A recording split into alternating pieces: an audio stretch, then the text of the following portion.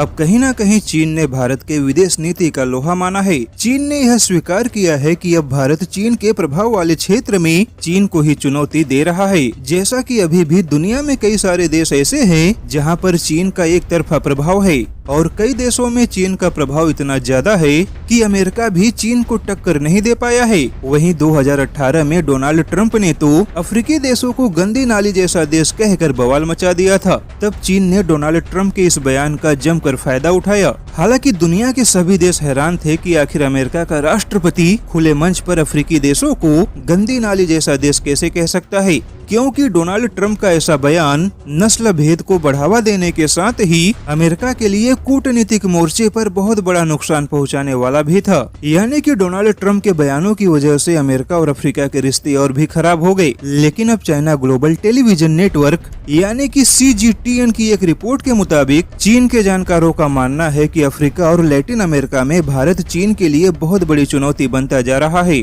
Africa और Latin America के लगभग 45 देशों में भारत और चीन के बीच व्यापारिक मोर्चे पर कांटे की टक्कर है। अब ऐसे में चीनी मीडिया की ऐसी खबरों से अंदाजा लगाया जा सकता है कि भले ही मीडिया में अफ्रीकी देशों की राजनीति को लेकर कोई खबर न दिखाई जाए, लेकिन भारत अफ्रीका में तेजी से काम कर रहा है। वहीं पिछले सत्र में मोदी सरकार भी संसद में खुलासा कर चुकी है कि भारत अफ्रीका में तेजी से कई परियोजनाओं को अंजाम दे रहा है और भारत वैश्विक मंच पर अफ्रीकी देशों के पक्ष में आवाज उठा रहा है। यहाँ तक कि भारत ने कई मुद्दों पर अफ्रीका को लेकर अमेरिका की नीतियों का विरोध भी किया है। वहीं भारत चीन को भी अफ्रीकी देशों के सामने बेनकाब कर रहा है और भारत के ऐसे ही दमदार विदेश नीति का नतीजा है कि अब चीनी मीडिया और चीन के जानकार भी यह मानने को मजबूर हो गए हैं कि भारत अफ्रीका और लैटिन अमेरिकी देशों में चीन का रास्ता रोकने में कामयाब हो रहा है।